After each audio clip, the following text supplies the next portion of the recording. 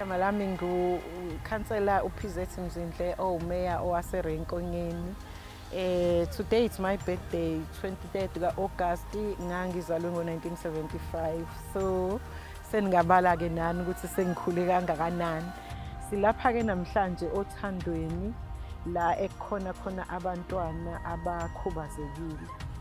Ilapho engikhethe ukuthi ngize ngizogubhela khona usuku lwami namhlanje.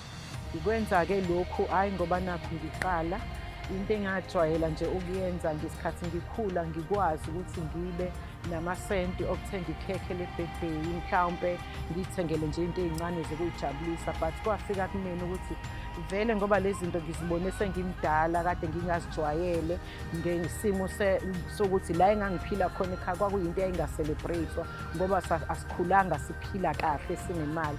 So umama into ye-birthday nje yengane wayengayazi futhi yayinga-celebrate. So sengikhula ngiba mdala ngabona ukuthi-ke mina-ke ukuze ngingayi-celebrate i-birthday ngoba nasekhaya osisi bami abayi-celebrate vele. Kungcono ngivele ngidecide ukuthi ngithathe i-route yokuthi uma kwi-birthday yami kuleyo mali enginayo bengazi ukuthi bengingakwazi ukuzijabulisa ngayo, ngiyithathe ngiyoyisebenzisa kwenye indawo.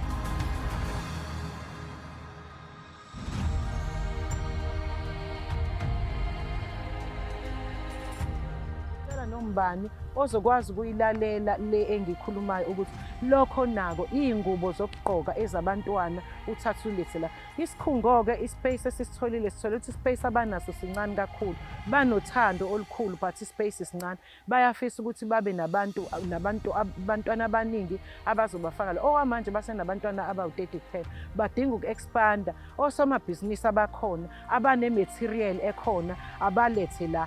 Siyithathe le ndawo siyi-own kube yethu sonke njengoba sikhona la eRenkonyeni. Ngiyajabula kakhulu and ngiyambonga uNkulunkulu kule minyaka emingaka ewu-49 esenginayo angiphe yona nokungipha inhliziyo nje enothando. Usuku lami ngilispende kahle. Makukhona befuna ukungenzela into enkulu, ngicela ayithathe ayilethe la othandweni afike azoyidropha khona asho ukuthi i-present kaMama Meya ezazoyishiya la. Ngiyabonga kakhulu Mlando Creatives, ngiyabonga Andile, phinde ngizobonga othandweni abangiphe uthando olukhulu kabi olufana nothando abalunikeza abantwana abala. Phinde ngizobonga kumkhandlu waseRenkonyeni ngesupport abangipha yona as umeya nokuhleze behamba nami ngaso sonke isikhathi. Ngiyabonga.